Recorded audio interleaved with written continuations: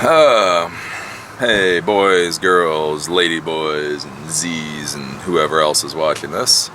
So it is Saturday, my day. I'm continuing to videotape throughout the weekend so that I can get a bit of a backup for the library, because I don't know when we go to the next trailer park, RV park, how the internet will be there. So I'm trying to get a build up. I thought I was gonna have more of a build up than I have now. I have like one additional video. So I figure if I do a video tonight and I figure do a video tomorrow night, that'll give me like 2 or 3 videos, kind of like as a reserve. So hopefully that'll be a good thing. Because again, with YouTube content creation, you have to understand the value of scheduling videos. It's not so important that you do a video every day. It is that you publish a video every day, or at least on a reasonable interval. And so that's one of the issues I don't want to get into with this, is I want you folks to be used to getting your daily, your drip of the whole fail normal thing. Because if I miss too many days, then people get out of the habit, and then once they're out of the habit, you know, they go on to other things. That's one thing important thing to understand about business, especially if you have any kind of business where people, you want that recurring revenue, you want people coming back again and again and again and again, is the more you can make it status quo, the more you can make it something that they don't even have to think about, is just what they do every day, the better it is. It's like if you have a coffee shop, right? So with me, I like coffee. Whenever we go traveling and we stay at a hotel, I'll find a coffee shop that I like. And here's the thing, if that coffee shop is open every day at the same time, then I will go there every day and get my cup of coffee. But as soon as there is one day when that coffee shop is closed, for whatever reason, that is when I will go find another coffee shop, and then I will go to that other coffee shop and just keep going there. And again, with the whole YouTube world, one of the things that people get confused about with YouTube is, as far as resources go, is people think that since YouTube is free, you don't really have to worry about competition. Like there's this idea, since you watch these videos for free, or basically you just watch the video for watching a commercial, as if there's no competition. You don't have to worry about it. Oh, the content is free, so as long as I create good content, people will watch it. When in reality, the resource you have here is, again, as I always say, the 2 resources anybody has, whether it's in business or in life, the real resources they have, is they either have time or they have money. And so the thing, what you have to understand with the YouTube world, is you're not competing for money. You are competing for time. And so this is an important thing to realize. So like back home, like when I was sitting at home,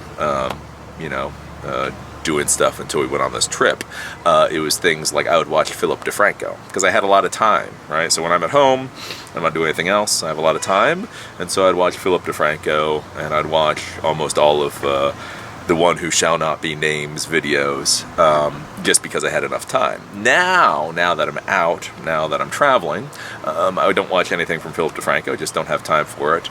And the One That Shall Not Be Named, I probably watch about 1 out of every 4 of his videos. Not negative, not like, oh, he pissed me off, just don't have time, right? And so that is something to think about whenever you're going to be doing anything, especially as a business, is the more of a habit you can make it for people, the better it is. And so I know I have some of you folks that are addicted to these videos. I know you're addicted. I actually got a comment today going, oh, I was waiting for my fail normal video, and then I realized it was Saturday. So that's a good thing. So I'm starting to get you folks addicted.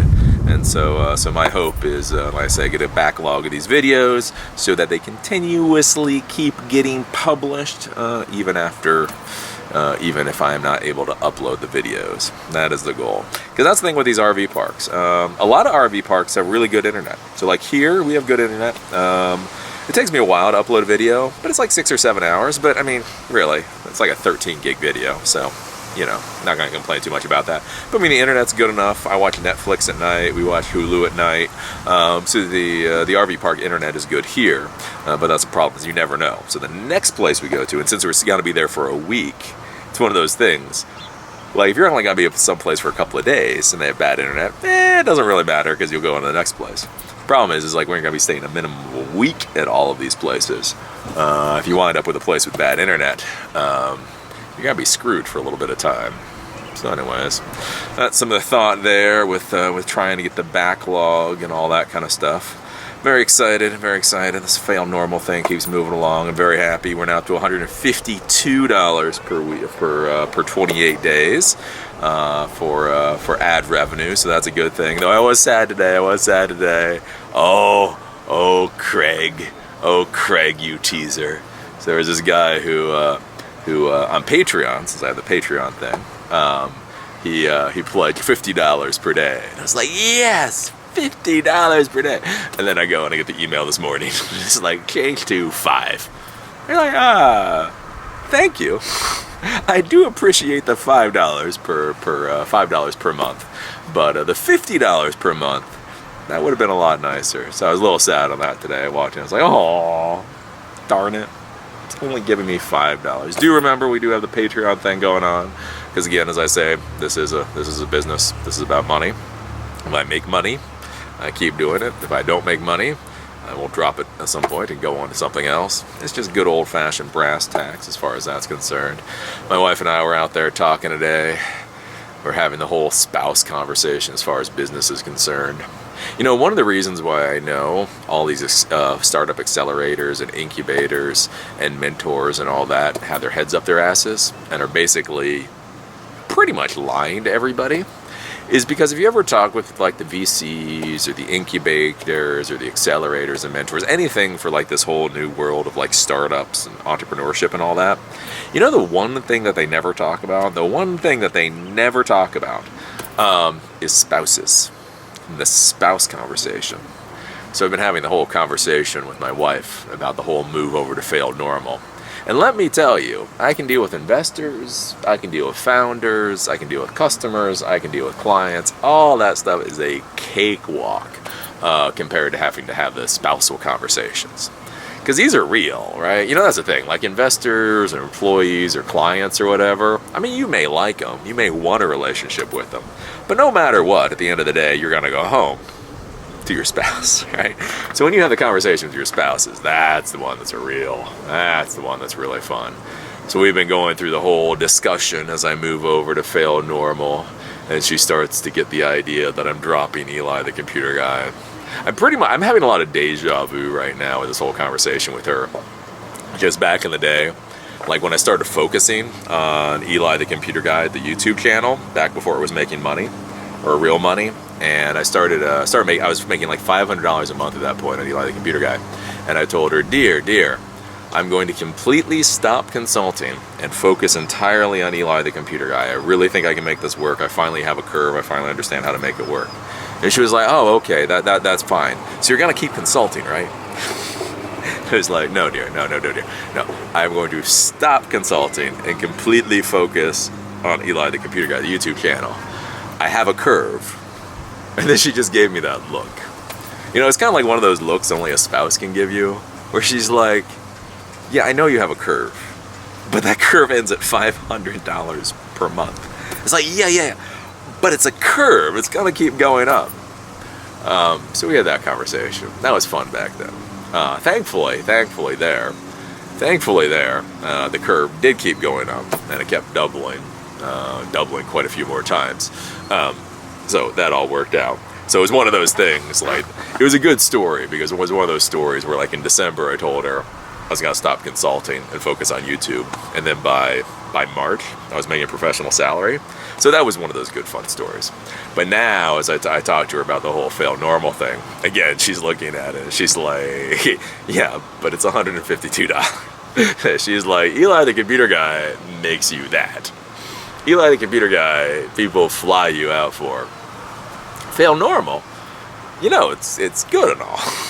That's $152 a month. It's like, yeah, but you don't, but it's a curve.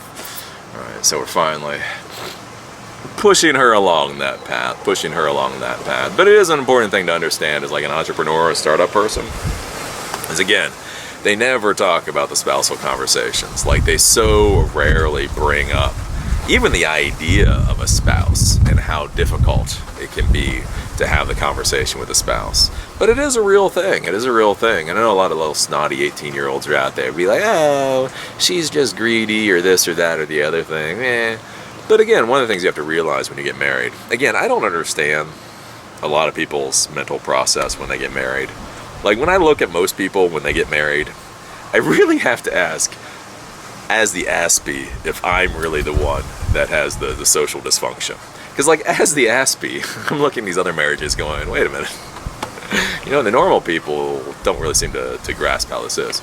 But basically, when you become married, I mean, you really do become one person. Again, there was actually a legal case, a federal legal case way back when, like in the 1950s, that actually stipulated that you could not rape your wife. And it was the most screwed up legal finding ever. But basically the idea back then was, again, because you have to think about it, like, you know, when you talk about a company being a person in the eyes of the law, it's all who is a person in the eyes of the law. And so in the eyes of the law at that point, when two people became married, they, in the eyes of the law, became one. And therefore one person, you couldn't rape yourself, and therefore a wife couldn't be raped, because it's basically being raped herself. It really is, right? Like, right, mind-blowingly stupid crap. And so that's the thing, is like when you get married, you really do become like one person. And so with that, you know, goes all the hopes, the dreams, the whatever. And like I say, like that she was with me through all that time building up Eli the Computer Guy. And again, the whole idea is, okay, you spend all this time and you're not making money and you're struggling and you're trying to make it work. And then once you start making money, then it's just supposed to be like turning on the tap and using it. Again, vacations and being able to buy stuff and all that kind of stuff. And then when it's like, well, actually, you know this thing that's going along really well? You know this thing that I am surprisingly good at? Yeah, I kind of sort of want to take that and do like this entirely different thing, which means we're going to have to ramp up again and basically go through all that tedious crap yet again. And again, like I say with Eli the Computer Guy videos, it was 2 years before I made any money off of it. Again, the YouTube part of that story was rather quick. The YouTube part of that story was the thing of YouTube legend. Again, what gets left out of that story sometimes is the over a year, like the year and a half before YouTube, where I built out my own infrastructure and created all the videos and all that, and made something like a whopping $500 out of an entire like year and a half. That's what gets left out of the story. So we've been having those conversations. So hopefully everything's gonna go along smooth. But it is important. It is something. Anybody out there gonna start a startup company or entrepreneurship or any of that, the person you need the most buy-in from, the person you need to be on board is your spouse. If you don't have your spouse on board, you are going to be screwed. Because again, this is the person that you come home to at night. And again, like, you know, when you are out there and you are working hard and you're trying to build something and you're stressed, and then you come home to an argument, that is just not a way to be. I know people that do that. Like, they'll do the whole entrepreneurship thing, and they'll go and they will just be beating their head into a wall 12 hours a day, and then they come home to an argument about what they're doing. And you wonder why so many people like fall over 45, 50 from a heart attack, right? So the important thing that I will say for any of you folks out there that are thinking about, doing the whole business thing, make sure your spouse is on board. Again, one of the reasons it's very important to find a spouse that, I'm not saying you see eye to eye, you see in the same direction. You know, it's kind of like that whole thing, perspective, but you're both looking in the same direction so that you see things slightly differently. It's not that you're going to agree with everything, but at least you have that same, right? I know a lot of people out there, they're with their spouse, and their spouse sees things in one direction, and they see things in another, and then they're just shocked. They're just shocked that they're miserable. Why am I miserable? It's like, well, again, because that's the thing, like with life, and that's one of the important things, like I try to talk about with Fail Normal, is there's this whole idea that there's the right way and the wrong way. And the problem is that there is no right way and there is no wrong way. There are just ways that are more or less profitable to you individually. And so the problem is when you have two people looking at the world entirely differently, then how do you ever synchronize? How do you ever come together? Again, as I say, like as a technology professional or as an entrepreneur or any of this, basically you should look at your revenue and your profit on the decade time frame. Again, you may have 1, 2, 3 years where you don't make a dime. You may have 1, 2, 3 years where you lose $100,000.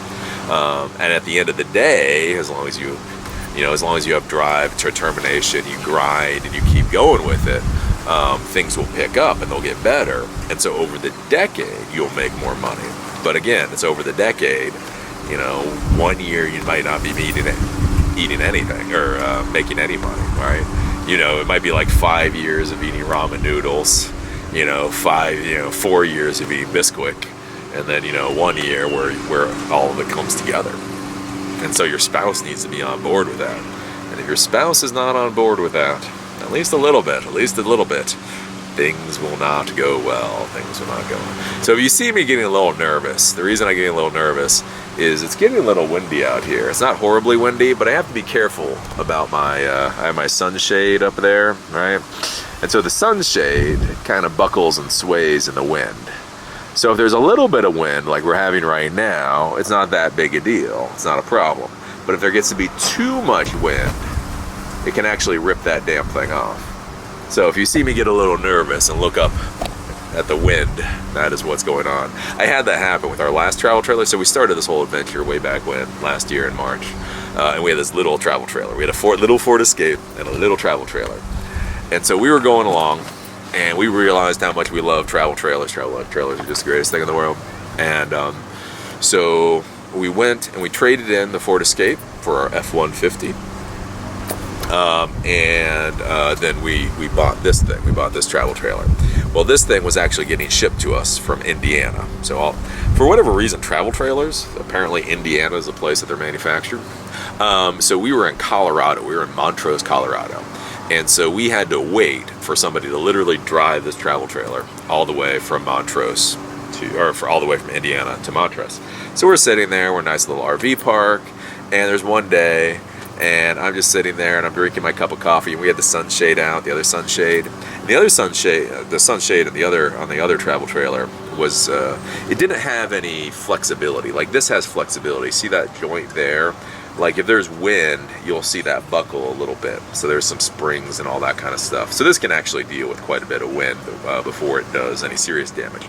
The other one though, didn't. It was all like, when it came down, it was all locked into place.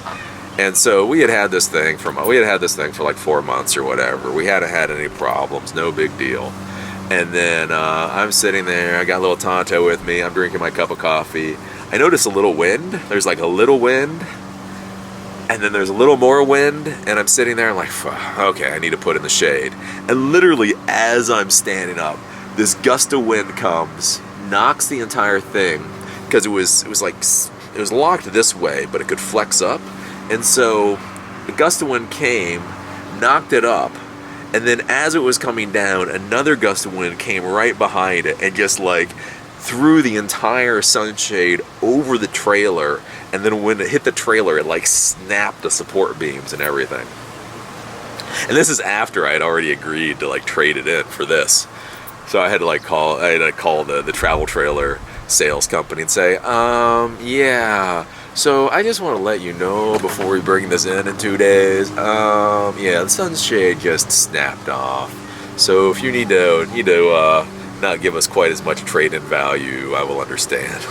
It was such a pain in the ass too. It was like a $900 sunshade because they do the maintenance and they do all the work on the travel trailers.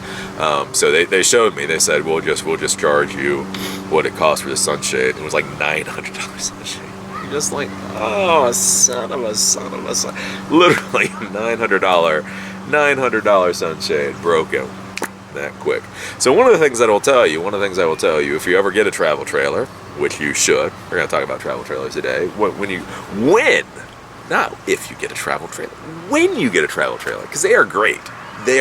Again, you can look in my eyes. One of the nice parts about being able to do these videos and talk to you folks in real time is you can see when I'm really happy and impressed with something, and you can see when I'm not so much. right? So when I'm in Thailand getting all sick and things aren't going well, you can see I'm really sick and things aren't going well. On the other hand, when I'm sitting here in the Laurel Highlands of Pennsylvania with my travel trailer and I'm really excited, you can see that too. So when you get your travel trailer, because you should get it, I think everybody should get a travel trailer, it's awesome.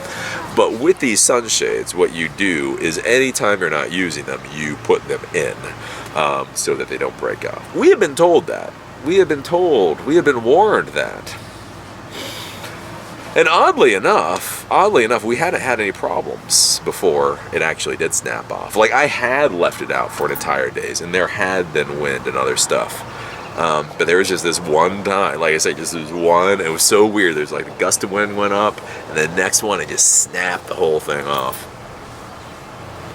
So that is your warning. When you buy your travel trailer, make sure you put your sunshade in whenever you're done. And that's also why if you get a travel trailer with a sunshade, I would argue you get a travel trailer with a mechanical sunshade, or not a mechanical, but an electric sunshade. So there's a button in there, and I press it, and it goes out, and I press it again, and it comes back in. Mainly because when you have the electrical sunshades, it's a lot easier to deal with. Like,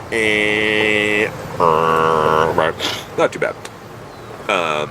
Because when you have the manual ones, where you actually have to do it, you have to pull it out, you have to put these things in.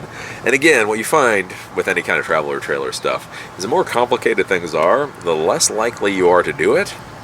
So if you have an electric sunshade, then you almost always bring it in. When you have a mechanical one, you're like, well, do I really need to do it? And then it's whack. Yeah, you should have done it. So that's a lesson for you. The one lesson I wish I had on this, and I thought you could get it aftermarket, but apparently you can't. The one thing one of the one things I wish I had for this travel trailer is for these electric sunshades, they actually, some of them have wind sensors in them. So that if there is enough wind, if they actually get picked up a little bit, that they'll automatically retract. That's the money one. That's the one. That's one of the few additions that I would have gotten for this thing, because that's nice. You can leave it out. Like I say, if the wind comes up, knocks it, then it will automatically retract, and you don't really have to worry about it. That's the way to go. The only problem is I thought you could do it aftermarket. So I thought you could just put a sensor, you pay them $500 and they put a stupid little sensor on it and it does it. Apparently, that's actually built into the entire mechanism. So there's this whole mechanism thing here, and that goes into the travel trailer. And so apparently you have to replace that entire mechanism. And so that goes from a stupidly priced $500 sensor to, I think for these electric sunshades are like $1,500, $2,000. And then again, you get into that whole thing about price versus time. You're like, I don't really want to spend $2,000 just for a wind sensor. But if you're going to be buying one of those things, definitely think about getting the wind sensor. I would have done it in a heartbeat. Again, like I say, I actually thought you could do it aftermarket. So unfortunately, you can't do it aftermarket. So what are you going to do? So the big question that was coming up, the big question that we're going to answer today is, Eli, why do you do the travel trailer thing instead of hotels? So this comes up because some people were asking if I was going to go out to Utah and the West this year. And I said no, because sadly it takes so long to tow this thing. Again, I found a good driving day is about 400 miles.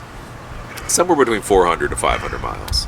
The closer to 400, the better the day. It's like I can do 500, slightly north of 500. But you have to remember, basically this thing gets has about 200 miles range before you need to stop for gas. So, and then my wife needs to pee. So basically we can go about 120, somewhere between 120 to 140 miles between each stop. So that means at, let's say, 400 miles, so 280 is 2 stops. So basically once you get up to like 420, you're looking at like 3 stops. So that's the thing, is you drive, and then you got to stop and get this thing filled up, the whole 9 yards. And so if I was going to be traveling out west, again, right somewhere between that 400 to 500 mile mark is about as far as you want to go. And again, for back pain and all that kind of stuff, you don't really want to do too many days in a row. And so trying to get out west, the U.S., basically where the west is about 2,000 miles away, so that takes you about 5 days, plus all the stops in between. Basically was saying that probably not going to get out west this year. I am hoping for next year. I'm trying to get her into that idea. Again, we're talking more and more about selling the house, but we have to figure that out.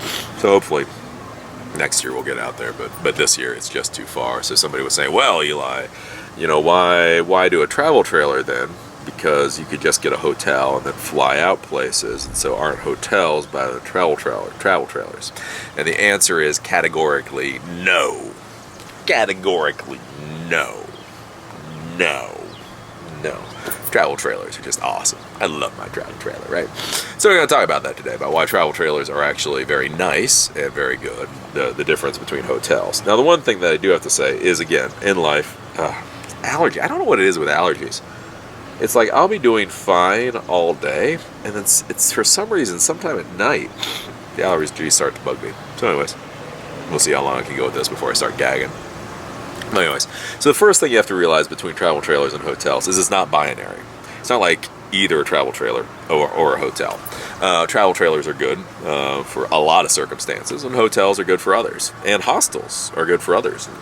Tents are good for others, right? So you use whatever you want to use.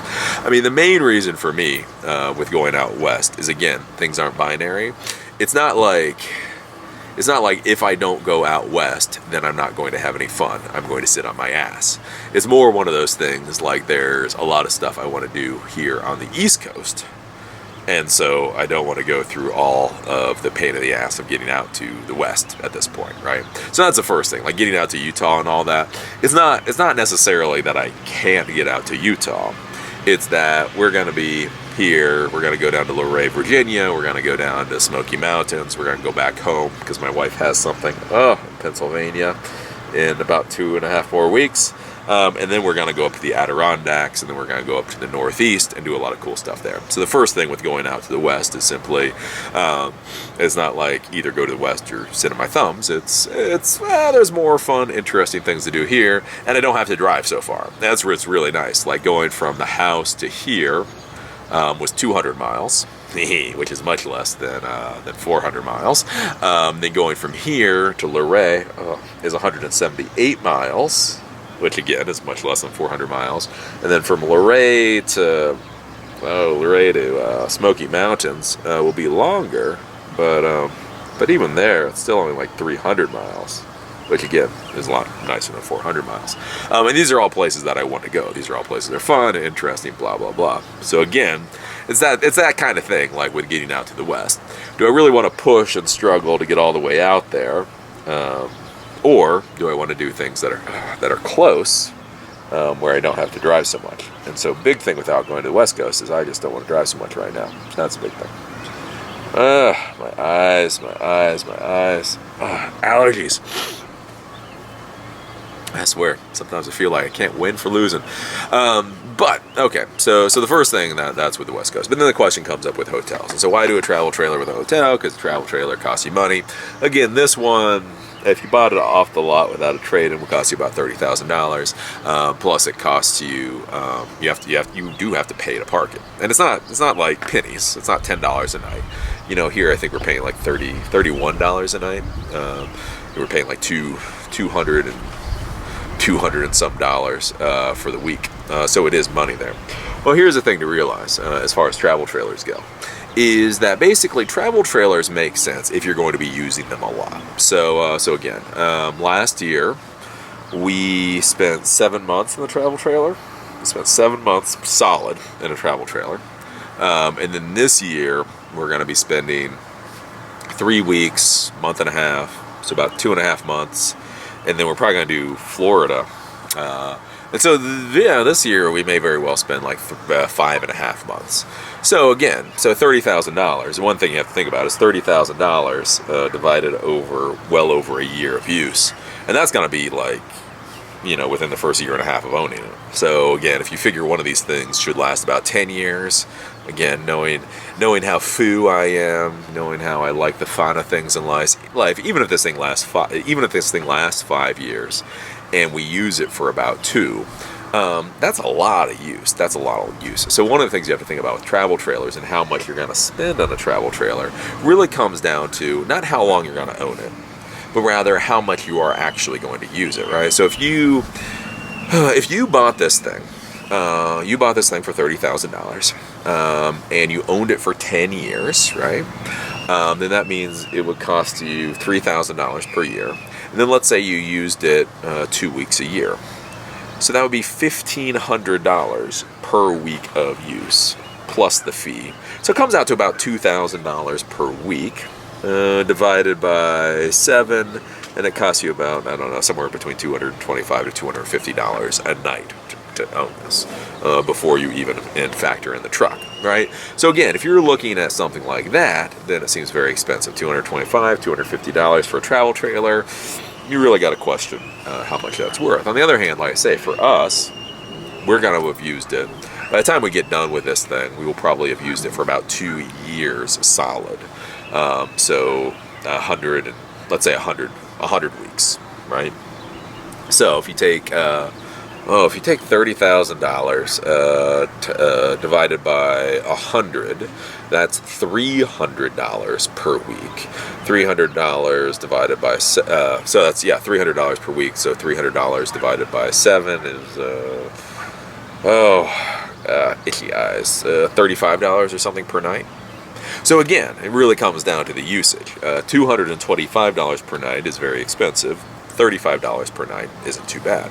And so if you look at it, a lot of places we stay, it'll cost anywhere between $25 to $50 for a lot of them to stay. So even, let's say we split it in the middle. Let's say it costs $40 a night to stay somewhere. So $40 per night plus $35 for the RV fee, and that comes out to $75 per night. And so you're paying $75 basically. And a lot of these places that you can go to with the RV are simply places where there are not a lot of good hotel options, or hotels are going to cost a lot of money. Again, hotels in good places cost a lot of money. If you go to like a lot of these national parks, when I went to Death Valley National Park, and I stayed at the hotel there, it cost me $400 the first night, and something like $550 the second. All right. Sorry. Ow, allergies just killing me. So again, when you start thinking about that, the RV makes a lot more sense. So the big thing as far as like price is concerned with the RV, or the travel trailer, or the RV, or whatever, is really how much are you going to use it. So again, with people who retire and they travel around, especially if they use it like solid for like 10 years, then it's a pittance. It's the less you use it, that's when it becomes expensive. And then when you have to think about it, so a lot of people will buy a travel trailer and they'll think, well, we'll use, I get my 2 weeks off per year, so we'll use it every year. And one of the problems you also run into when you start talking about the prices with it, when you buy one of these things, is, well, what happens if you don't like it in 4 years? Like, so you think you're going to use it two weeks a year, every year for 10 years. Well, you use it the first year, and you use it the second year, and then you use it the third year. And then, we kind of want to go to Disneyland the fourth year. And so it's not worth it anymore. So the big way that travel trailers or RVs become valuable is if you are going to use them a lot. Again, if you plan to use them for 50 weeks or 100 weeks, then it's a no-brainer on the cost. If you're going to use it less than that, then it becomes questionable. So that's the first thing. As far as money goes, that's the first thing. The next thing is, again, the question you have to ask yourself is, where do you want to go? Where do you want to go in the world, right? So if you want to go to cities, if you want to do international travel, you want to go to Paris and Thailand and all that kind of stuff, RVs aren't for you. RVs probably aren't for you, right? Now, there are some good RV parks in cities. So New Orleans has an awesome RV park right in the city, 2 blocks off of the French Quarter. Awesome. Absolutely awesome. So that was a good place to have an RV. I think Portland has some good ones in town. There's one right outside of New York City They call it the New York City one, but it's like right on the other side of the water. So there are some places that have good city RV parks, but realistically, not many. Really, where RVs and travel trailers are good is if you want out to be out in nature. So again, we come out here to the Laurel Highlands. You know, we got all this stuff in Ohiopyle. We got the Youghiogheny River. We've got all this stuff to take a look at. And so you have this nice RV park. You can come out here and you can enjoy all of it. So like if you're going to go to like Glacier National Park, like if you go to like a lot of the national parks, even outside the parks, there's not a lot of good options for hotels. So if you bring your RV along, there are a lot of good RV parks. If you're outside of Glacier National Park, there's a lot of RV parks. If you're outside of Yellowstone, there's RV parks. Tetons, there's RV parks. Grand Canyon, there's RV parks. Like all of that kind of stuff. So the other thing is you have to think about like where are you going to be going to. So if you're going to go to a city, if you want city life, if you want to go to Seattle, if you want to go to San Francisco, if you want to go to New York or Boston or whatever, RVs aren't the way to go. On the other hand, if you want to get out to the great nature, then RVs are. RVs and travel trailers are better options in natural areas than they are in city areas. So that's the next thing you have to think about. Then what you have to think about, especially as far as money goes, for just money or for your comfort, one of the things you also have to think about when you have a travel trailer is that you get to make your own food, right? It has its own kitchen in there. It has a nice little kitchen island, right? We have a stove, we have an oven, we have a microwave, we have a coffee pot, we have a nice little 2-thing sink in there, right? So that means that we get to make our breakfast in the morning. So I get to have my nice Bill's whatever organic oatmeal with organic blueberries in the morning. And you know what the greatest part about it is? It cost me like 45 cents, right? It doesn't cost any money. So again, like if you're going to a hotel, you got to buy all your food. And even if you're cheap, even cheap food costs money, right? You know, even $5 per meal comes out to $15 per day. You know, at least, especially, and if you're a couple, that's $30 per day. Like at least, it's got to be a lot more than that, so it gets expensive. Not only does it get expensive, but if you have any food allergies or food issues, so like I can't eat garlic and onions, and I don't really like wheat products anymore, and I have my own little quirks. So I've got my quirks, and my wife, she's an oil-free vegan, so she's got a lot of stuff. So if you have food intolerances or whatever, it can be a real pain in the butt. So you're dealing with price, you're dealing with food intolerances, and then also, because I've done a lot of traveling and I've eaten out a lot as I've traveled, and one of the things I'll say, even before you start worrying about food intolerance, is you don't want to eat out, like eat prepared food at restaurants, like too much of your life. Again, don't get me wrong. I'll have my French fries with my baby back ribs and everything else. I am not like anti any of that stuff. But the issue that I found is just how most restaurants cook their food. It's good for one day. It's good for 2 days. It might even be good for a week. What I found, though, generally going out and eating out at restaurants, is like once you hit about that week mark, there's just something about it just makes you feel like, all right, there's just like, even for me, it's like, oh, I get to eat good food. And then by the end of the week, I'm like, oh, I don't want any more of this good food, right? So that's one of the things you have to be thinking about, like with food. So you got the food intolerances, you got how much do you really want to eat out? Like even if you can afford it. Again, even if you can afford it, even if you're a multi-millionaire, it doesn't matter. I can spend $100 per meal, Eli, I don't care. But that's the thing. Restaurant food, good quality restaurant food, bad quality, right? It doesn't really matter. It's just like at a certain point, it's just restaurant food is not good home cooking. It's just not, right? And so that's one of the things you have to think about with travel trailers. You get to prepare your own food. And again, that goes back to that whole price thing, especially if you're going to use a travel trailer a lot. Again, if you're going to use a travel trailer 1 week a year, the price of restaurant meals probably doesn't matter. Again, if you're like us, you know, we were out 7 months before. We're going to be out, like I say, probably about 5 months this year. I mean, 5 months of being out. Believe me, saving money, being able to eat normal food is a good thing. And again, like I say, we just go to the normal grocery store or we stock up before we go. We have a nice little cupboard in there. So I have a whole pile of quinoa. I have a whole pile of wild rice. We have a whole pile of rice. So we have a whole pile of all that kind of stuff that we can bring from home. And then you just add stuff as you go. So you got that. So that's very nice. The next thing that's very nice with a travel trailer is, again, like when you're traveling, especially going to a lot of different places, one of the things that you run into is no matter how good the hotel room is, that's when it is good, it takes you a while to get used to the environment, especially somebody like me. I'm an on-edge kind of person. Again, as I say, I could have been good with my first career field for a lot of reasons. But I'm just on edge. I'm not an on-edge type of person. Like, if I'm not comfortable with an environment, it's very hard for me to do things like go to sleep at night and kind of just relax. And so if you're going to a lot of different hotel rooms, even when they are good, again, it's a new hotel room, it's a new feel, it's a new bed, it's new, and it can be hard to relax. It can be hard to do things like sleep, and that's when it's good. And then when it's bad, because again, you come to a lot of these places that are out of the way, and they may have hotels that are just horrible. I've stayed in them. They can just be horrible. Again, you have rock hard mattresses that are 50 years old.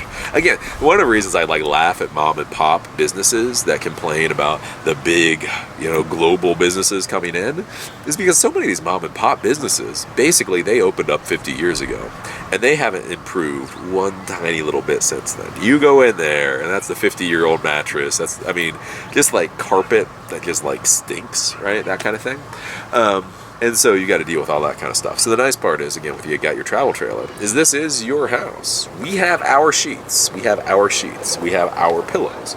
We have our blankets. We have our spoons. Like, my wife is very, very particular about eating utensils. Like the spoon.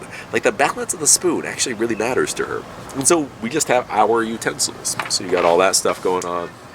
And then, like I say, for things like showers and all that kind of thing, we've got a full-fledged stand-up shower in there, so you can shower, you can clean up, you feel relaxed, you feel pretty at home, and it's a pretty good deal all the way around.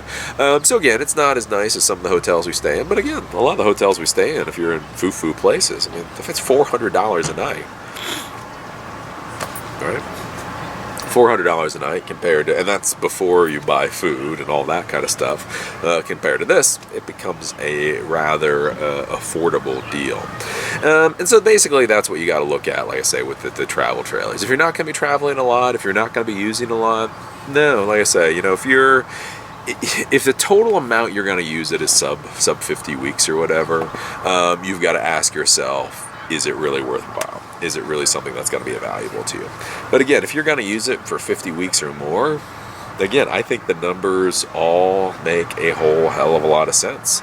Because again, you go to hotels, and a lot of these places we go to, the hotel room would be $100 to $150 a night anyway, and then you got to buy food, all that kind of, pay parking in some places. That's one thing you don't think about, like when you travel, is like some of the places we go to, it'll be like an extra $25 or $30 a night for parking. And so all that's included when you come to these RV parks. Plus, like I say, with the RV park, you've got a nice open environment you can wander around in. You have things like, there's a dog park. My wife is really bugging me about the whole dog thing. That's probably going to be coming in the fall. But you got a dog park, you've got a pool. Like here, they've got two pools. They got an outdoor pool, they got an indoor pool. They got all this stuff. You can walk around. And people are nice here. Like, one of the things I like about RV parks, that you don't get a lot of places in the U.S. anymore, is just genuinely nice people. Like, you walk down the road and people say hi, and people wave at you, and everybody's nice and neighborly. It's kind of like a mobile version of Pleasantville. It's like Pleasantville on tires, right? And again, that's one thing you don't get in a hotel. You get into a hotel, and if you actually see anybody else in the hotel, it's kind of like one of those, you're both looking different ways in the elevator. There's not a lot of conversation or anything. But here, everybody's pretty nice and pretty good. So those are my thoughts on the travel trailer. I would definitely argue for the travel trailer thing. It's definitely good. Definitely, yeah, I like it. Again, like I said, I'm 39. We got this when I was 38. Well, yeah, 30. Yeah, I'm 39 now. So we got it when I was 38. So as a 38-year-old guy, I can tell you, travel trailers aren't just for those old retired people.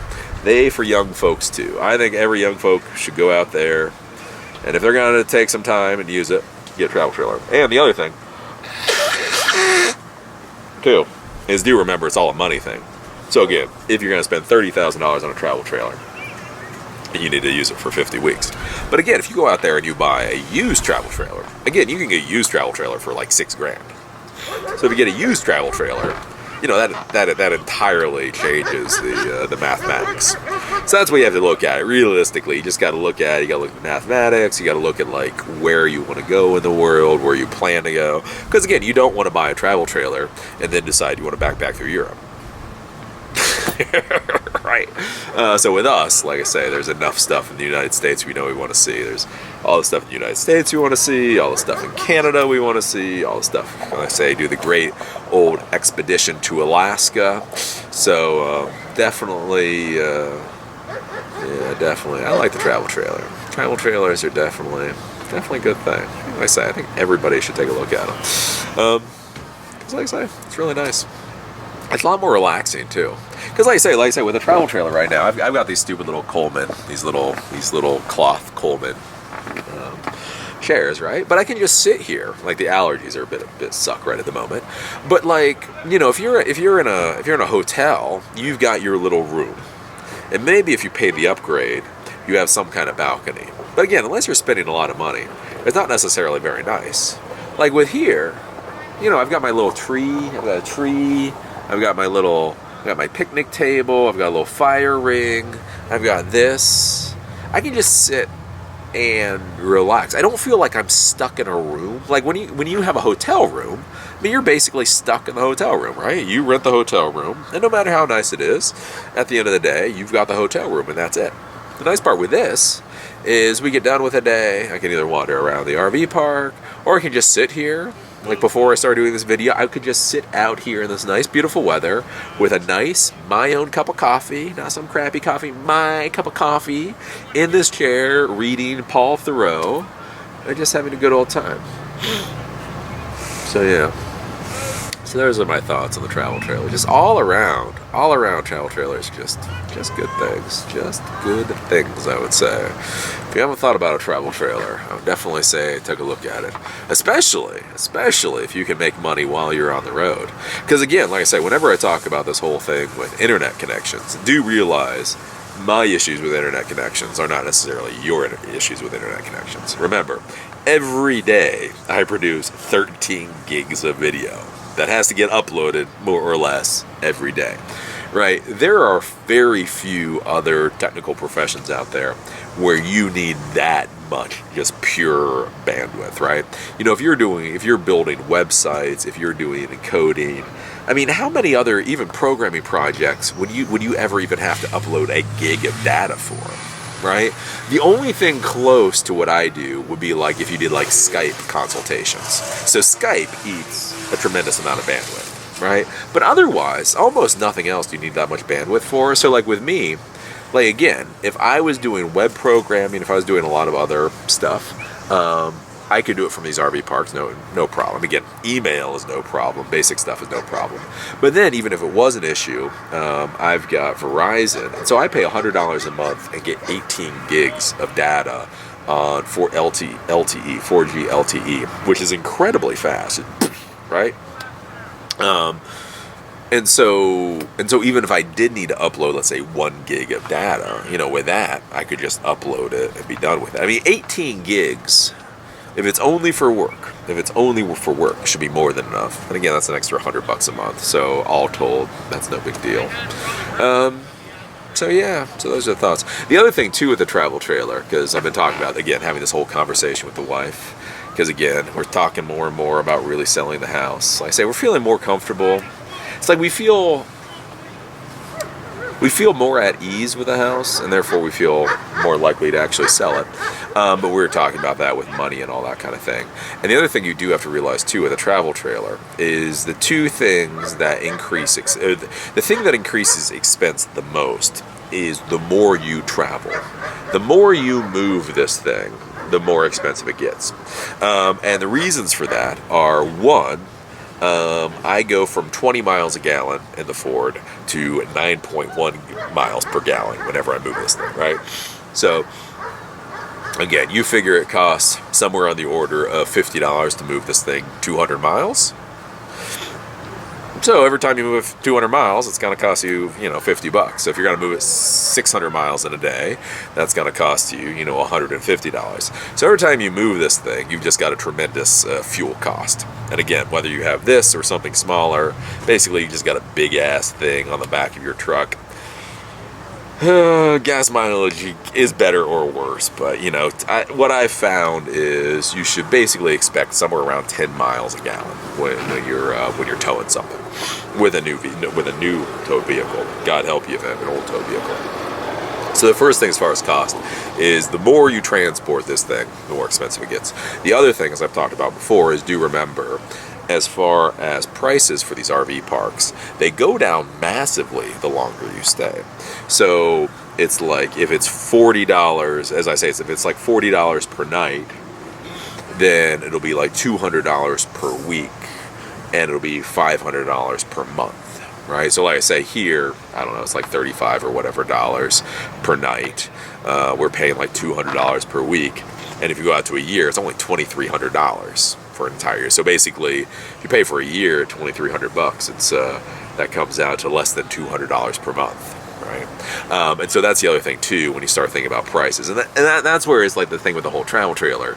It is so much about how you're going to use it. Like there's a lot of other toys that you can buy where you say, oh yeah, tongue-in-cheek, well, it depends on how you use it, about whether it's worth it or not. Like a travel trailer and RV is like, no, seriously, it's all about how you're going to use it. Because this isn't like a lot of other toys where you can just take it out for a little bit of fun. Like you buy a motorcycle and you go to your spouse and you talk about the investment of the motorcycle, right? Well, the reality is, if it's a nice day, you can go tootle around for an hour or two. Like whatever your original idea for a motorcycle, the reality is you can use it every once in a while, and then you can claim that it's worthwhile. Again, with a travel trailer, you don't just take this thing out for an hour. You know what I'm saying? Like, in order for us to prep this to get this on the road, I had to go to the place we store it. Then I had to hook it up. Then I had to drive it all the way to our house. Then we had to spend a couple of hours putting all the stuff in there, getting it clean, getting it prepared. Then we had to drive all the way here. So it's not like some of these things where you're like, well, I mean, it really does come down to how much you use it. If you're going to use it a lot, it's well worth it. And if you're going to stay places, then the cost goes down a lot. So that's how like a lot of the retirees do it. Is what they do is they find the places they like, and then they'll stay there for a season. So like we're talking about going and staying places for months, but the people that do this like a lot, that basically live out of their travel trailers or RVs, a lot of them, what they do is they do it for the season. So they'll do the winter in Florida, and then they'll do the spring in like the South, Virginia, North Carolina, South Carolina, and then they'll do the summer up north in like the Northeast. And then they'll do the fall, like in the Midwest or something like that. So basically what they do is they do these big loops of some sort. But the idea is they go there and they'll spend 3 or 4 months. And again, you spend 3 or 4 months, you get a discounted rate. It actually becomes a lot less expensive. So those are the thoughts on why you should get a travel trailer. You should all think about travel trailers. You should all think about it at least. They're just awesome things. This is one of the best purchases I've ever made in my entire life. Like this and my MacBook Pro. And my Ford. I do love my Ford. Again, some people out there are like kind of snarky on Fords. I do not know why people are snarky on Fords, because I've owned a lot of Fords in my life. Like I owned a Ford Escort way back in the day, like those 1980s Escorts. I tell you, that was a good little vehicle. It was a good little car. My mom owned a Ford Taurus back in the day, back when they were like the #1 cars in the country, and that was a good car. I owned a Ford Windstar for my business. That was the first minivan I had for my business. That was a good minivan. And before this, what I traded in for this was a Ford Escape. And I loved that Ford Escape. That Ford Escape was awesome. So I don't know why people are kind of like snarky with Fords, but I gotta tell you, we'll do a review of the Ford. We'll show you all the cool things in a Ford F-150 and why you want a Ford F-150 too. But I really don't know why anybody gives any hate to the Ford. It is people say the word well engineered a lot. It's kind of like one of those buzzwords. This is well engineered. But I have to say, that Ford back there is well engineered. Like there's a little step thing that comes out of the tailgate when it comes down. It actually you push a button and the step comes out and it gives you a little handle. In the back we have the club cab, and the seats fold back flat against the back wall, so it'd be a huge, nice, flat space back there. So when we had Tonto, we could prep that, and that was all his nice little bed back there. He wasn't just crammed on a car seat or anything. The front seats are designed very well.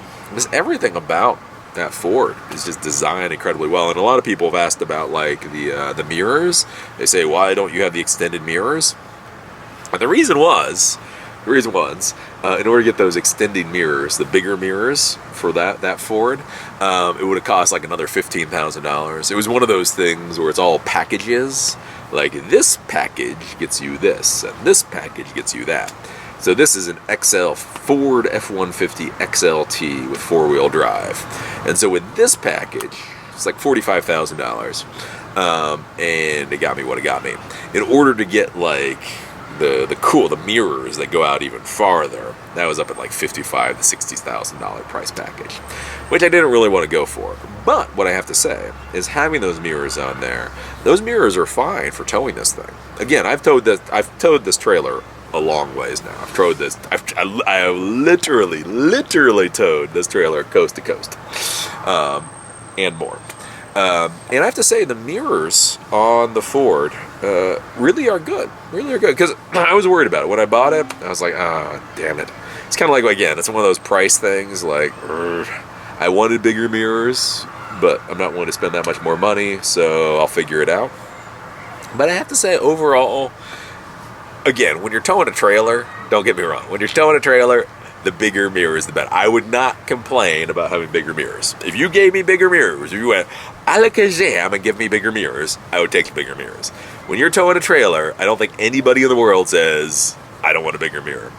But, with that in mind, I do have to say, having towed this thing coast to coast, taking it all around and all kinds of weird ass places, the normal mirrors on that F-150 are fine. They really are completely fine. It's like with the mirrors, you kind of have to get used to like the dimension of your vehicle again, because this is a 30-foot trailer on top of a Ford F-150, so it's a pretty long vehicle. It's like probably about 45 feet or something, end to end when you're moving it down the road. So when you are driving it with the mirrors, you have to get an idea of where everything is, and you do have to understand your relation to everything else on the road. But there's no problem with it. Like when we had the Ford Escape, those bastards that sold us the first travel trailer, they were fucking bastards, let me tell you. They were bastards that couldn't upsell their way out of a paper bag, right? So we had the Ford Escape. So the Ford Escape is a very small SUV. Again, it's the type of SUV you want if you might tow a little something. It's kind of like the SUV. It's like the SUV where you're like, yeah, I got an SUV, but I also like miles per gallon, right? And so you can tow, like with the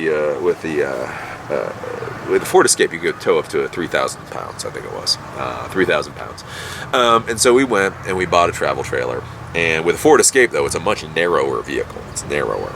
And it has much smaller mirrors because, yes, although it can tow something, they're thinking more along the lines of you towing a little U-Haul trailer, not an actual travel trailer. So when I went and I bought that thing, and this is something you do have to be careful about if you use a smaller vehicle to tow, is so we bought it, and we had been told about the extended mirrors, buying extended mirrors.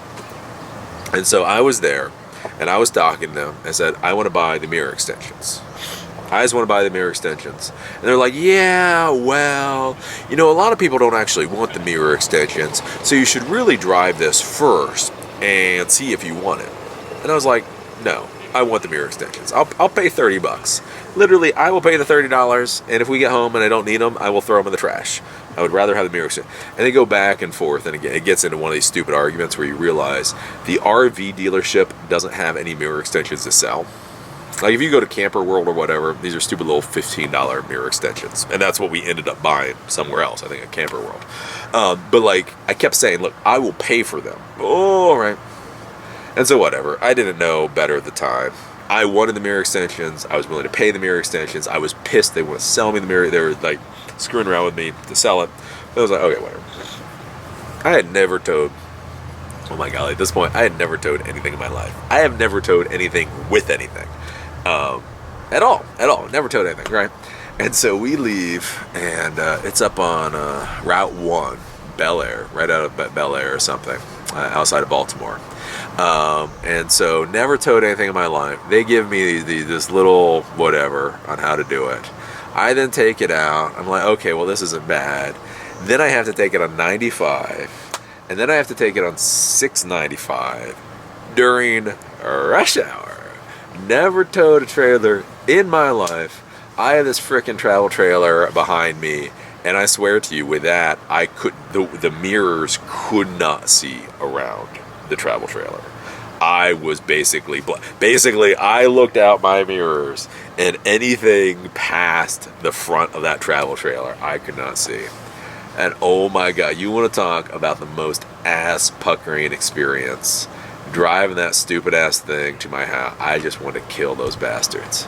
I just wanted to royally kill those stupid son of a bitch bastards. And I would never buy a trailer from them again. I would never use them again. I would never buy a travel trailer from them again, because that was just gross, massive negligence to do something like that to somebody that had never driven a trailer before. And like I said, because I was there and I was like, I will pay the money for them. Oh, you don't really. And then I get out on the Beltway at rush hour and can't see anything past the front of my trailer. That sucked. So, what I will say is I have had that experience before. I know what it's like to not be able to see around the trailer. And what I will say is that is not the F-150. The F-150, again, I will take more mirrors. Again, alakazam, if Ford sees this and Ford goes, wow, we like this failed normal channel, we want to sponsor it, and the first thing they do is give me bigger mirrors, I will take bigger mirrors. I do not believe there is anybody that hauls a travel trailer that does not want bigger mirrors. But what I will say is you really don't need it. The F-150 is fine. Again, this is a 30-foot travel trailer. It's however wide it is, and those mirrors are good. Those mirrors are good. So those are my thoughts. Again, anybody going out there looking for a truck, definitely look at a Ford. I really like the Ford, because a lot of people are like, oh, why didn't you buy any of the other trucks? Like somebody asked why I didn't buy a Chevy. I didn't really think about Chevy. I've owned Chevy cars in the past. I've never really been happy with Chevy. Again, like Ford has never screwed me. Like apparently there was a time back in the day when Ford was a really bad vehicle. So I remember my parents, when they were like my age now, talking about how bad Fords were. So like I guess Ford back like in the 70s and the early 80s were really garbage vehicles. But in my lifetime, having owned Fords and having dealt with Fords, I have never had a bad Ford vehicle. They don't always have the best gas mileage, but if you're looking for comfortable, if you're looking for durable, I think the Ford is the way to go. Again, if you're going to go for a vehicle and you're going to go for like the absolute most amount of mileage, right? If you're like, I want something that's going to give me 400,000 miles. Again, I'm not sure I'd pick a Ford. Again, like when I buy a Ford, I'm not thinking about that 200,000 mile mark. Like with this thing, we're at 22,000 miles now. Again, probably about 100,000, maybe 150. We'll swap it out regardless. Like whether it's working or not, we'll probably swap it out again, especially if I'm towing something. I want to make sure everything works well, and I can. So again, like on that kind of thing, like as far as durability goes, I think Toyotas are technically more durable. But I'll tell you, like that was a thing. So I had the Ford Windstar, and I love that Ford Windstar. It sounds stupid to say, but let me tell you, as like a 32-year-old male and a Ford Windstar, I really liked the Ford Windstar. And that's their minivan. And I was driving it around, and you just felt like a king in a throne. Like you drove that Windstar, and it just felt good. Right? And so I had the Windstar, and then I got into an accident where basically somebody just blew through a stoplight and just totaled that Windstar, right? So they totaled the Windstar, and then I went out, and I'd also owned Toyotas in the past, and so there was a Toyota Sienna van. And so I went and I bought the Toyota Sienna van because when you looked at the Ford and you looked at the Sienna, they looked identical. They basically looked identical. It looked like a Samsung ripoff of an iPhone, right? If you looked at it, you're like, wow, how is somebody not getting into a trademark fight or something? Because they look identical. Like across the board, they look identical. Like some different colors, some different materials, but otherwise, one seemed like the other. So again, I had a good experience with Toyotas in the past. So I was like, fine, fuck it, I'll just buy a Toyota. Again, you go to CarMax, you buy what's on the lot. It was a work minivan. So I wasn't going to splash out $30,000-$40,000 on it. Like I would have spent $8,000 on it. So I go there. The $8,000 one they had was like the Toyota Sienna. And I have to tell you, getting that Toyota Sienna, if you looked at the Ford Windstar and you looked at the Toyota Sienna, they looked like the exact same vehicle. When you drove the Ford, you felt awesome. You felt in control. You felt master of your minivan domain. And when you're in that Toyota, you're like, you're like, is something gonna shake off? And again, it was about the same mileage, about the same age, about the same everything across the board. But I tell you, the Ford was solid, nice, just boom. And that Toyota, basically the same vehicle, and it just shook, and it just wasn't comfortable, and everything just seemed a lot cheaper, honestly. So in the long haul, if you had taken them both out to 300,000 miles, probably that Toyota would have still been running the Windstar, wouldn't? But you would have been much happier having driven the Windstar. So that's all I'll say as far as like the Fords are concerned. Because I looked at other vehicles. I did look around at Chevy. Chevy just wasn't really on my radar. I've had Chevys in the past. I've never been impressed with Chevys. That's just my personal opinion. Not telling you what the hell to do. I've never been impressed with Chevys. So as far as trucks were concerned, I did look at some of the Chevy trucks, but what was on option, it wasn't like wow. It wasn't like you looked at it and like, right? I looked at the Dodges. Dodges are just brutal. The Rams, I'll tell you what, they're brutally expensive. And again, you get the feeling like you sit in it. Like I was in like a $65,000 Dodge. And it just did not feel good. I know that may sound goofy or cheesy, but like you're sitting in there and it's 20 grand more than that thing. And you're like, I just don't feel good in this vehicle. It just doesn't feel like it fits me. And what I'll tell you about that Ford F-150. It just like I sit in it, and it just feels like it fits you. Just everything just fits exactly where it should. All the buttons are where you figure they should be. Like I say, all the design and everything is good. So yeah, so that's why I went with the Ford. I like Ford. Then again, that sometimes in life you may like Chevy. If you prefer Chevy, go for Chevy. I like Ford. It was good. Yeah, so those are the thoughts for the day. Those are the happy thoughts for the day. I figured I would do a nice happy conversation today about why it's cool to own a travel trailer. Because, oh my golly, you want to talk about not getting catharsis by doing YouTube videos. And here's why I would never do YouTube videos for therapy. So the one who shall not be named says he does YouTube videos for therapy. And why I would never do YouTube videos for therapy is like I did the video, not the last video, the video before last, talking about why I'm not interested in adoption. And oh my golly, I lay all this stuff out. I say it as it is, because it comes up. Again, my storyline, talking about Fail Normal, a big thing with Fail Normal, why we can do what we can do, is kids are off the table. And I'm not interested in adoption. So everybody brings up adoption. And again, as I will tell folks time and time again, asking people if they thought about adoption really is not a topic of polite conversation. It really is. I don't know why people think it is. Because again, like I say, like people's decision for adoption, I mean, it really comes down to a personal thing. I mean, it sounds horrible, but again, when you have a kid biologically, you're doing your thing, and all of a sudden, surprise, it happens, right?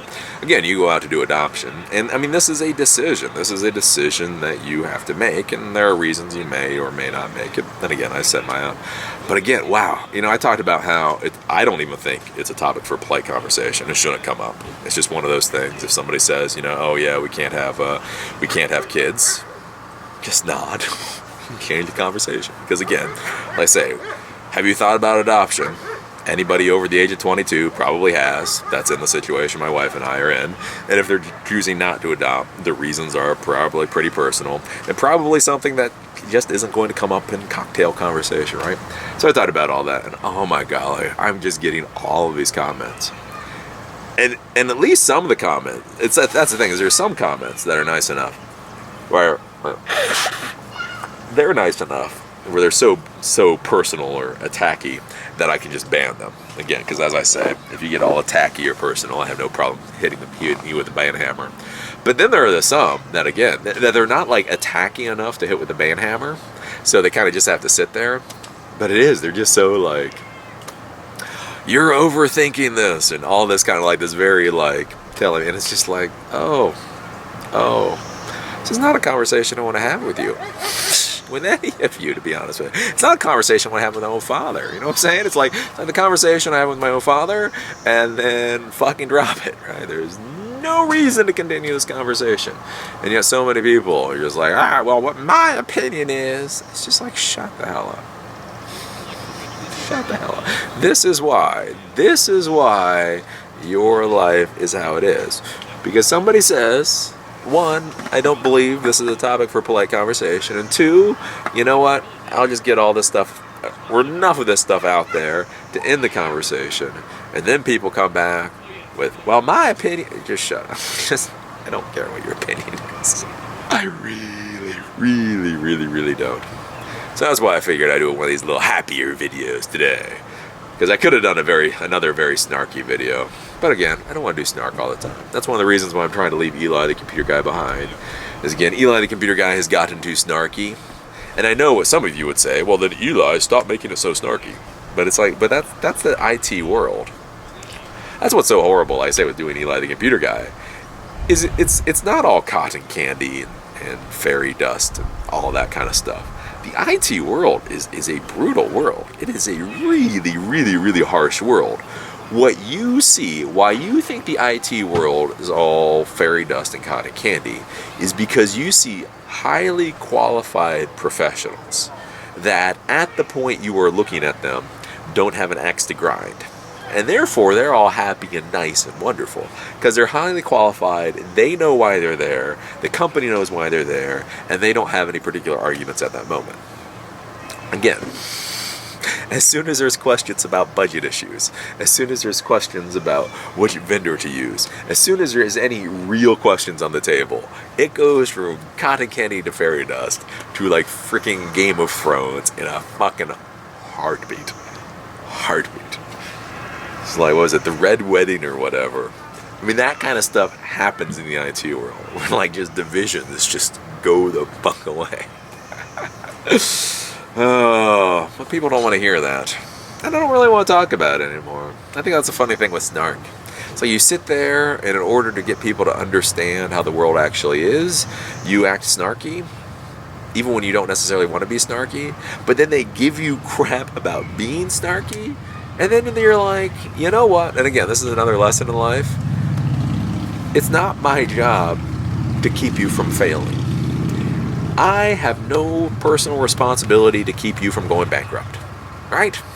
I will tell you what I know. I will tell you as honestly as possible from my experience how the world actually works. If you want to go out and get $80,000 in loans for a degree that's probably not going to have any value in 3 years, I will tell you why I think it's a bad idea. I will tell you I don't think you should.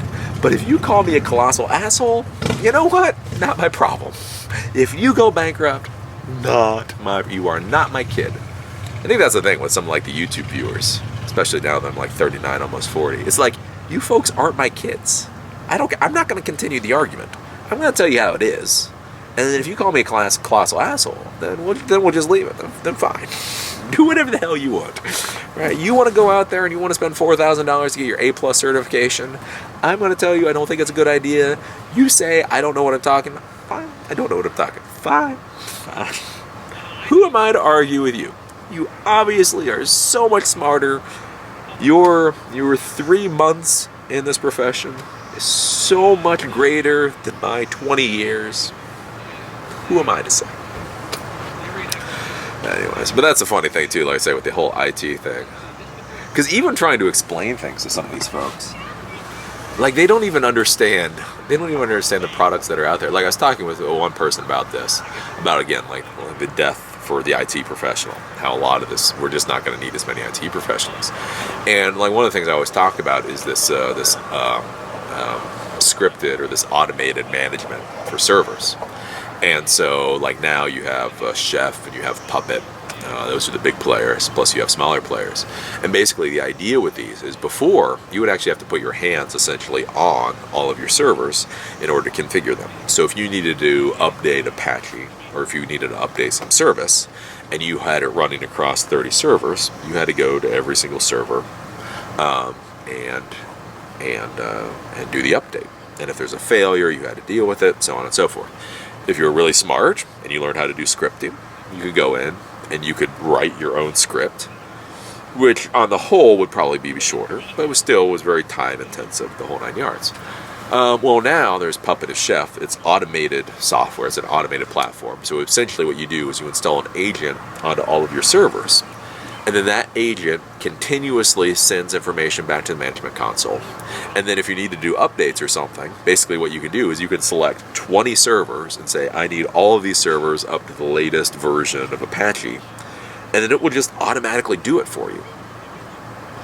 And again, this is great from an IT standpoint. From an operations standpoint, this is awesome. It's amazing. It is wonderful. From an employment standpoint, this sucks. Right? Because again, the easier it is to do this work, the less people you need to do it, right? But again, that's the problem I have with discussing so many people in the IT field, is they don't even know what Puppet and Chef are. Like I sit there and be like, well, you take a look at Puppet and Chef. What? So that's the thing. How do you explain to people? Again, the technology is becoming more important, but the jobs, like I say, this stuff just works. High availability. You set up 2 identical systems, you have them communicating to each other with a heartbeat signal. One system fails, the other one stays up and running. You don't have to get something, you don't have to be working on equipment for, oh, this is an emergency, we have to get it back up and running right now. You have an entire stack just working. You go over to the one that broke, you figure out what broke. You go into Newegg, or you go to CDW, you order a new part. You don't even have to order overnight the new part. It takes 5 days to come in. Who the hell cares? We've got an entire system just doing what it's supposed to do. The part comes in, you swap things out, you boot it up, you get it back to synchronization. So easy. And again, from an operations standpoint, it's awesome. From an operations standpoint, it's great. But again, from an employee standpoint, you don't need so many. But anyway, that's just me getting snarky about the tech field. As I've been thinking about it a lot, having that whole wife conversation, talking about what the Eli, the computer guy, and it's hard, like I say, because I get so many arguments with like the noobs telling me I don't know what the hell I'm talking about. It's like, these are the same conversations I'm having with my wife, and to me it actually costs money. Like for me to basically be dropping Eli, the computer guy, I mean this is significant money. I'm saying no. But I've said all that I need to say. I've said as much as I need to say in that tech world.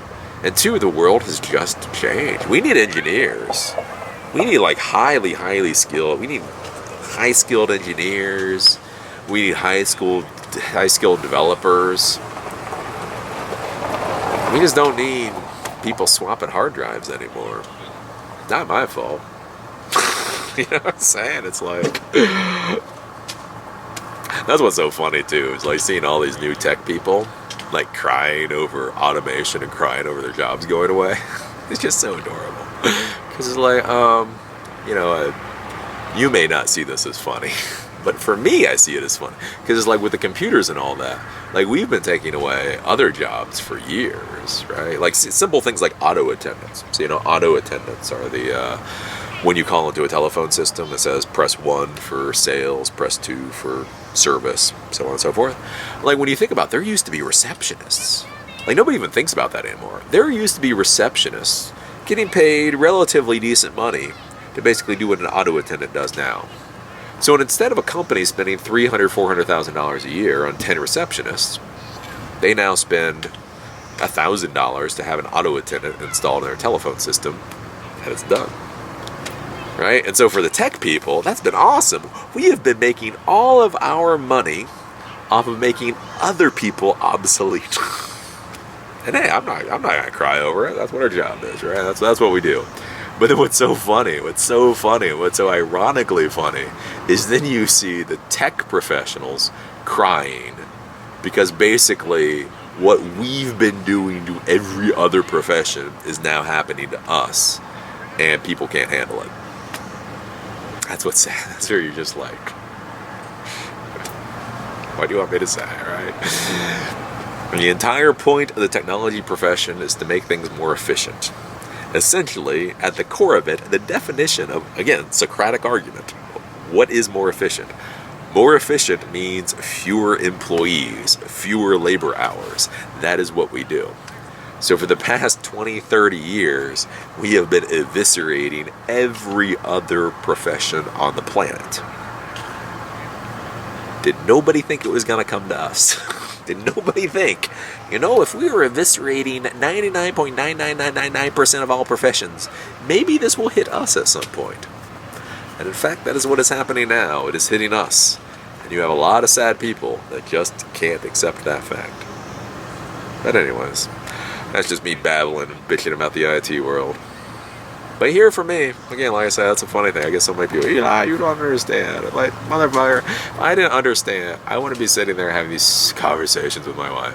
Again, believe me, whether or not you people believe it, I don't care. Like, I have a mortgage to pay. You know what I'm saying? But anyways, those are the thoughts for the day. Hour and 20 minutes. That's not too bad. Oh, and in case you're wondering, one, Under Armour doesn't sponsor me. But because I know I have a lot of random people out there. If anybody out there knows anybody at Under Armour, you should tell them to sponsor me. And when you say, well, if Under Armour doesn't sponsor you, then why are you always wearing an Under Armour shirt? The reason is because as a true geek, I really do own 6 of these. I really do own 6 of these. So I bought like 1 or 2 last year when we started the trip. And then I like them so much, I just decided, that's a thing. Like, especially like when you're in an environment like this, I'm not going into work every day. I'm not seeing friends every day. So I don't have to worry about people like laughing at me for wearing the same thing. And so I looked at it and it was like, well, if I'm going out every day and I need something that wicks sweat away, that's basically good for water or whatever, I need something that's durable. I need something that's colorful so my wife can see me whenever I'm somewhere. And so I'd already bought like 2 of these. So it was like, why not just buy 4 more and have this be the shirt that I wear every day? So if you were wondering, yes, in fact, I do really own 6 of these. And I really do, more or less, wear them every day. And no, Under Armour is not a sponsor. But if anybody out there can remedy that, I would suggest, I would appreciate if you could pass on that they should sponsor me. Because I do wear all their stuff. And a lot of things. And no. Not a sponsor. They just make good clothes. So what are you gonna do? So with that, I think we'll finally call it a day. And I'll talk to you folks at the next video. I can't really say tomorrow. Again, as we start talking about this whole time thing. What is time in the modern world? I'm telling you, Kyle Morgan out there, Kyle Morgan is just laughing at me. But I'm telling you, there's a $1 billion idea here in redefining time. Because I've been thinking about this whole time thing quite a bit. We'll do another video when I'll talk about time. But it's like the entire concept of how we deal with time, I don't think is appropriate anymore. Even even like the way we do things like scheduling, because that's where I want to do the video. I want to do a video on like time and like transportation and time and like scheduling and all this kind of stuff. Because basically the way we've had time up till now, like with scheduling, is time has either been on a first come first serve basis for scheduling, or it's been accelerated into something like on-demand inventory systems. So it's very quick.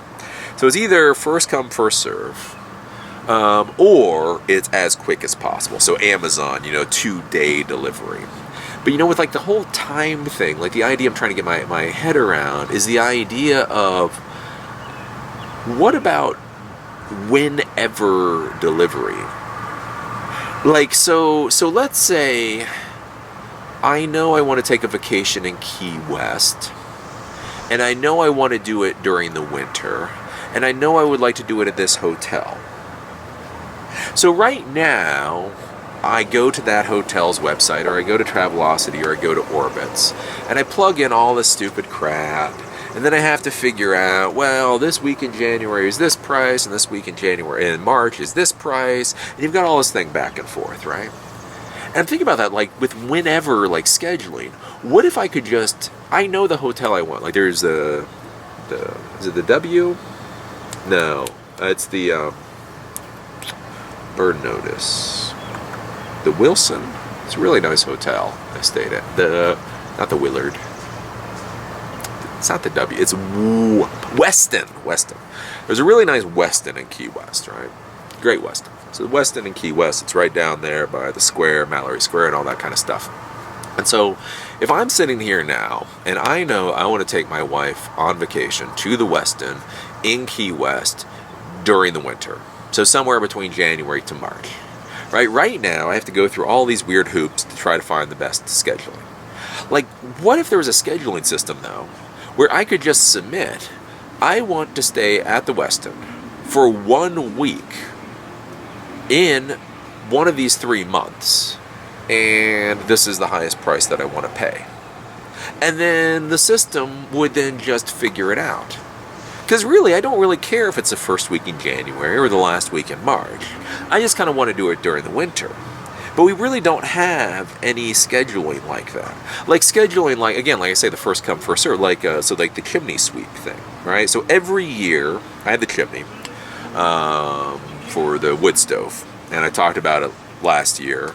Where again, you talk about stupid jobs where you don't realize there's money. It cost me $300 to get that damn chimney swept. They send a camera up there. They do a really good job. But it costs $300. So again, manual labor, that's more valuable than you think. But it's like with the chimney, right? So whenever you do the chimney sweep thing, it's like you have to do this whole first come, first serve. So like when we called for it before, we had to wait like a month and a half in order to get them to come, or whatever it is. And so again, you think about like, what about like whenever scheduling? So you just get a lot of people that submit, that say they need their chimney swept. And then you decide, okay, on Monday, we are going to hit this neighborhood. So you call up all the people that are in that neighborhood and say, hey, can we come at Monday at this time, this time, this time, this time?